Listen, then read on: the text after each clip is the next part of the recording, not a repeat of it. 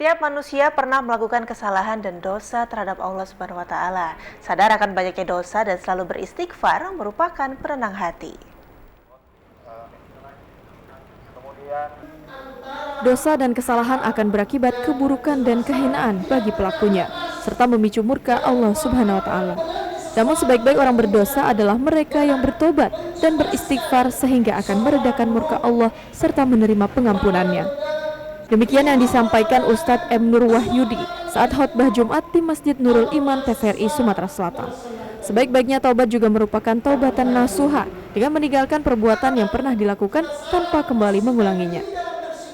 Cemas atau takut kepada Allah karena merasa mempunyai banyak dosa.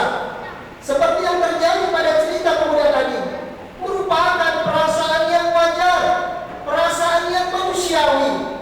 Pemuda tadi, bahkan seorang Nabi Muhammad SAW pun sudah diampuni oleh Allah Subhanahu wa taala, masih memiliki rasa cemas, rasa takut, sehingga Rasulullah SAW beristighfar minimal 100 kali dalam sehari semalam.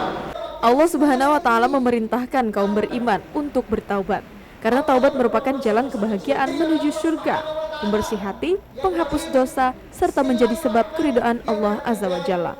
Tim Liputan TVRI Sumsel melaporkan.